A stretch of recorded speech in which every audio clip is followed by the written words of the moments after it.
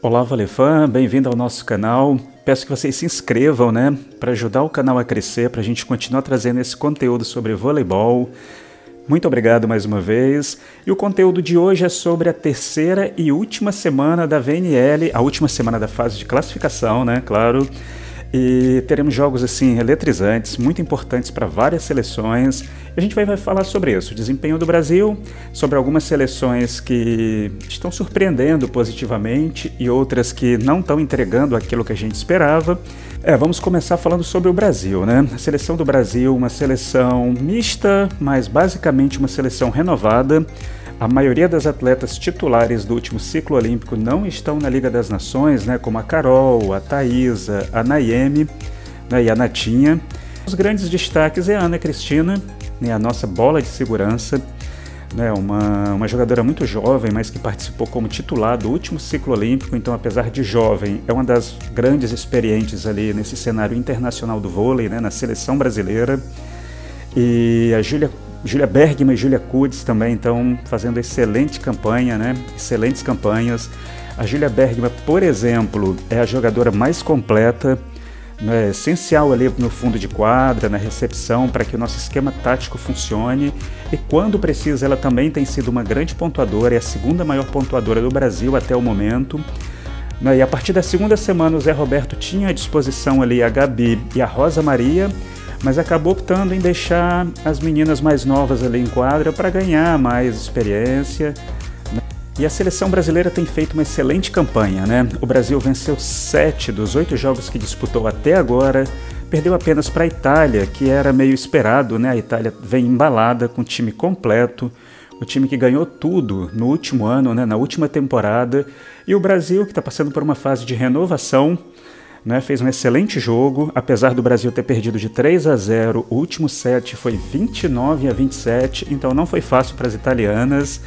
O Brasil também teve um jogo muito difícil ali contra as alemãs, que estão fazendo uma excelente campanha, O Brasil venceu, mas por 3-2. E o último jogo do Brasil ali foi contra a Turquia, o Brasil venceu por 3-1. A Turquia começou jogando muito bem, mas depois do terceiro set ali, a equipe não se achou mais, E o Brasil acabou vencendo com uma certa facilidade os 2 últimos sets, Os próximos jogos do Brasil serão na madrugada de hoje para amanhã, Hoje, dia 8/7, o Brasil contra a Bulgária, à meia-noite, Depois, às 3:30 da manhã de quinta-feira, Ou seja, na madrugada de amanhã para depois de amanhã, Brasil contra a França. No dia 11, às 7 da manhã, Brasil e Polônia. E no dia 13, às 6h45 da manhã, Brasil e Japão. Então agora a gente vai fazer assim um levantamento ali das principais seleções, das que são favoritas a se classificar e até favoritas ao título. E no finalzinho a gente fala daquelas seleções que estão ali correndo o risco de serem rebaixadas. E é isso, então vamos falar aqui sobre a Itália, que é a primeira colocada invicta, Para mim é o time a ser batido. A Itália venceu tudo no último ano, Venceu a VNL, venceu os Jogos Olímpicos e não poupou as titulares agora para a VNL, veio com tudo, time completo, E a gente sabe, tem a melhor dupla ali de opostas do mundo, Que é a Egono e a Antropova, tem 2 excelentes centrais, a Ana Danese e a Sara Farr.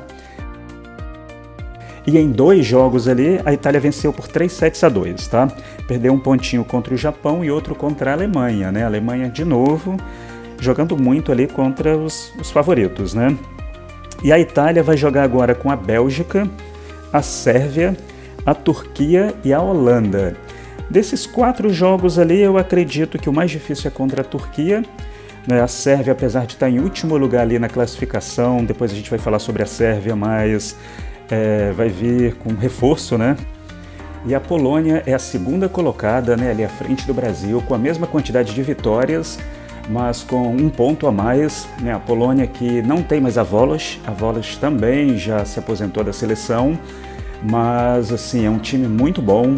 A segunda levantadora, que agora é titular, a Venesca, já vinha fazendo jogos como titular, Então, assim, é uma excelente levantadora.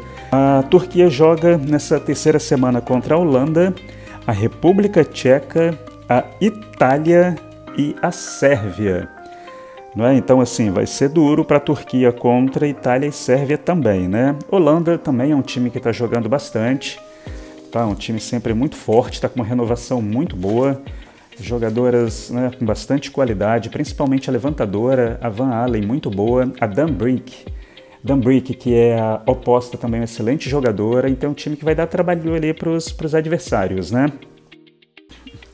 Em quinto lugar ali nós temos o Japão, né? Para mim é a surpresa boa desse campeonato, né? A gente já conhece a qualidade do Japão em todos os campeonatos, um time, um dos que joga mais bonito, um esquema tático mais bonito, tecnicamente também, né? Sempre jogadoras muito técnicas.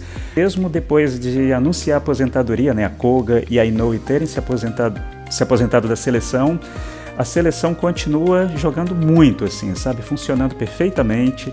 Eu achei que elas iam ter um pouco de dificuldade ali no side-out, na virada de bola, mas, assim, para nossa grata surpresa, a oposta Wada, de apenas 1,74 m, está jogando o fino do voleibol, né?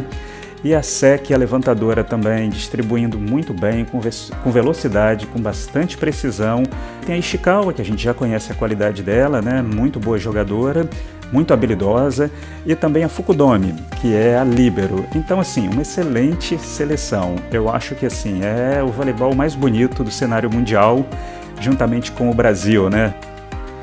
E a China, a Alemanha e os Estados Unidos fecham ali o grupo dos 8 que se classificariam hoje, né, para as quartas de final. A China com um time bastante renovado, o destaque é a levantadora de 16 anos de idade, a Zhang, né? A Alemanha tem duas excelentes centrais, a Sikulaev e a Weitzel, né? Então é um time também muito bom.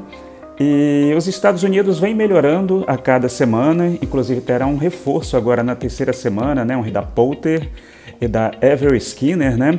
Já tinha recebido o reforço de duas centrais na segunda semana, depois de ter feito uma semana muito ruim, só venceu um jogo na primeira semana, na segunda semana já venceu 3 dos 4 jogos, e como não falar da Sérvia, né, como grande decepção desses jogos. Na verdade, a Sérvia, como eu falei, a gente ia deixar para o final, por ser a seleção assim que está mais surpreendendo negativamente a gente, né? Um time que não funcionou, não está funcionando sem a Bošković e sem as principais levantadoras, né? Que também já anunciaram a aposentadoria, a Maja Janović e a Drica. Mas enfim, com a volta da Uzelat, que foi anunciada agora como reforço para a última semana, e principalmente da Bošković, esperamos que a Sérvia reverta isso, né? Que a Sérvia consiga se manter ali na elite do voleibol, né? A Sérvia terá pela frente a República Tcheca, a Itália, a Bélgica e a Turquia.